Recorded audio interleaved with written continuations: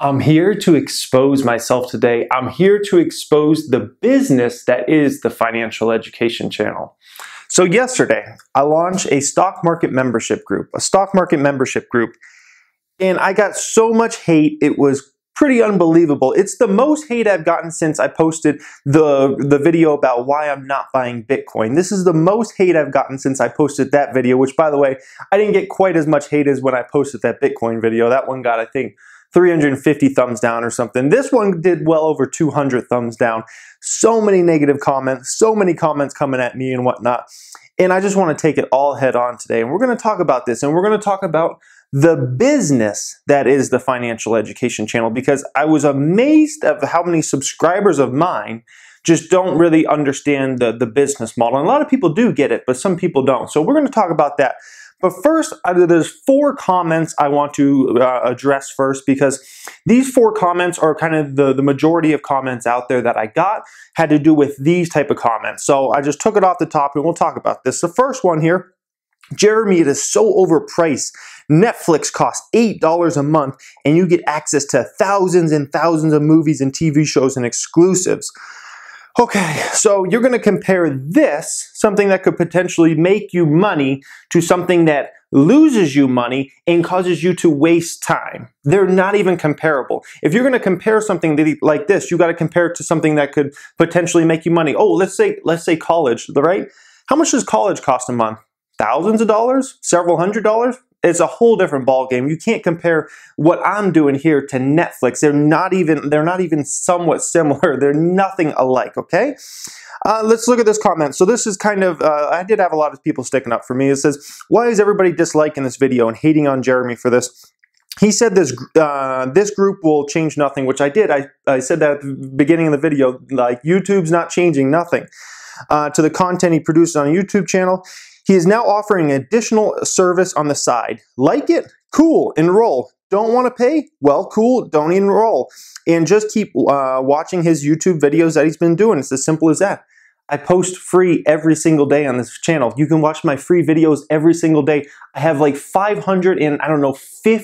free videos on this channel that you can watch anytime you want that are absolutely free. So if you don't like a service I come out with, if you don't like something, you don't have to buy it, man. No one's sticking a gun to your head and saying, get this. You don't have to get it, okay?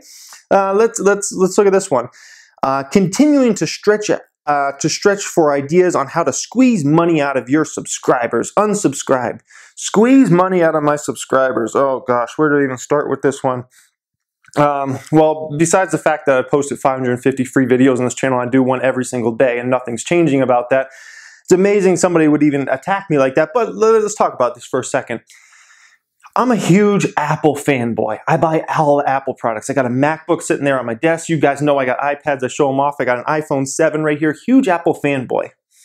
Apple comes out with stuff all the time that I don't buy, that I'm not sure why anybody buys it. 32 gigabyte phone is just fine for me. Why anybody needs a 64 gigabyte, 128 gigabyte phone, who the hell knows? Do I go and say, Apple, you're so greedy, you're just trying to get more money from us customers? No, because guess what?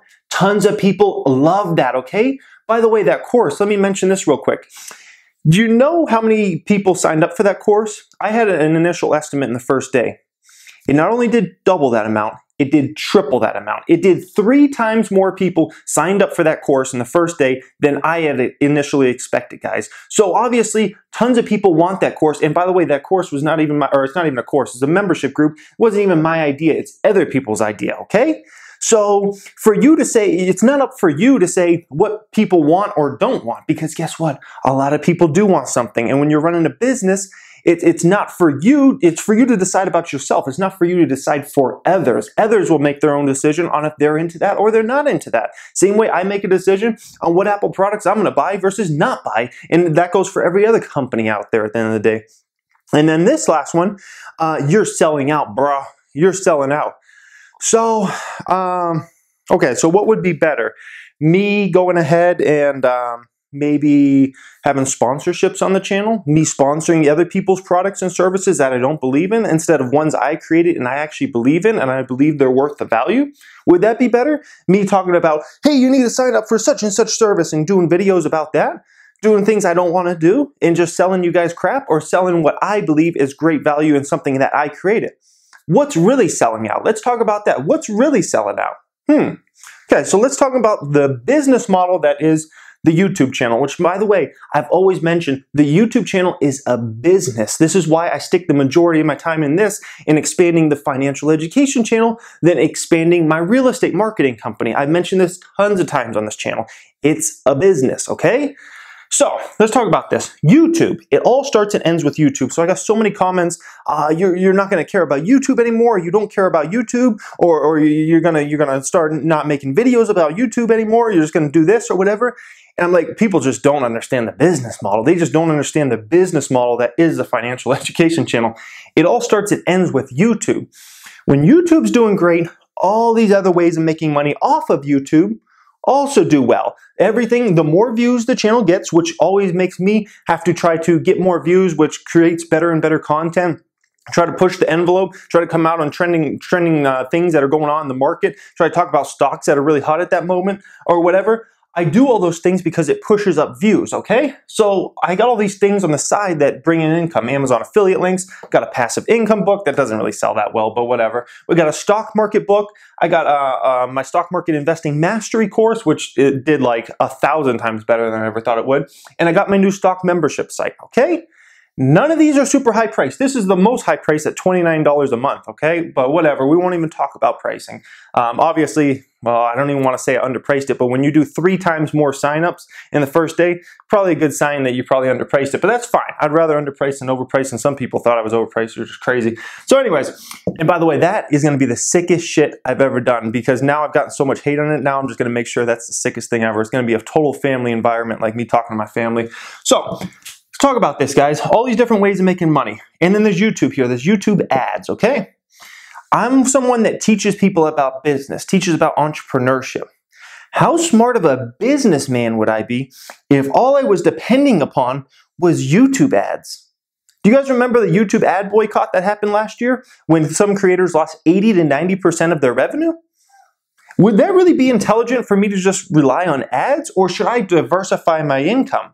I think I should diversify it. That would probably be intelligent, right? 2017, this is a year about diversification with the YouTube channel and coming out with products and services that my people want. By the way, we got 77,000 subscribers on this channel, or 76,000. I know not even 1% of the people are going to want one of these things, but eventually over time, as I keep creating things, I'll come out with 2 or 3 new things in 2018, then 2 or 3 new things in 2019. Eventually people will all have something they're interested in buying, okay? Got to create something off of YouTube, because what happens when an ad boycott happens? Oh, what's going to happen to the revenue of this channel? What's going to happen when, let's say, YouTube's not as popular someday? What happens if YouTube's not as popular someday? Oh, what's going to happen then, huh? So, passive income book, stock market book, I can get sales from that from people on Amazon who've never even heard of the financial education channel, who don't even know a thing about me. I can get sales from that. The stock market investing course, stock market master, the membership group. Guess what? Those, if YouTube was to go away and then I stopped, getting money from basically funneling from YouTube up to those, guess what I could do? I could run ad campaigns around those to Facebook people that are interested in stocks. I could run it on Instagram. I could do it on Snapchat. I could do whatever platform's popping at that time. I could run ads on that and just jack the prices way, way up and get my dollars for that, and just do $100 worth of advertising and sell them for 150 bucks or something like that. If people do that all the time. You remember a guy named Ty Lopez? That's what he freaking founded his little business on, which actually grew into a big business. That's not my way of doing it. I'd rather keep things lower priced than go up super high like some of these guys do. They sell like $1,000 e-courses and stuff like that. I don't sell $1,000 e-courses. Not that I'm hating on that, because I never want to hate on another man's thing. I'm just saying that's not my strategy. I want to keep things lower price. So all this hate came at me, and I'm just like, people don't understand the business model, and something I funnel so much time into that could be taken away so easily. Because guess what? What happens if YouTube just stops recommending my videos? What happens if my videos just stop getting, sent to you? What if they stop showing up on the homepage? What if YouTube decides to do that? What am I going to do? Then there's no business model there. Then there's no business model. So you got to understand why I have to diversify revenue streams, and people want these other things, okay? Maybe you don't want them. Cool. Other people do, okay? So don't get all butthurt about that. Some people want something, some people don't, okay? So I hope you guys enjoyed this today. This is just me explaining kind of the business model that is a financial channel, education channel, just kind of explaining it, exposing it for anybody that doesn't know how I make money and those kinds of things off this, which, by the way, this is my main business. This is what I funnel so much time into. The real estate marketing company is a side project. It has been a side project for over a year now. I put my time and effort into this, and you know, it is what it is. So nothing's changing with YouTube, and like I said, it's all about getting more views on YouTube and all those kinds of things, because that funnels all the products and services. So I'm always incentivized to create great content on this platform and try to make 7 videos a week. So anyways, that's about all I got to say. Peace.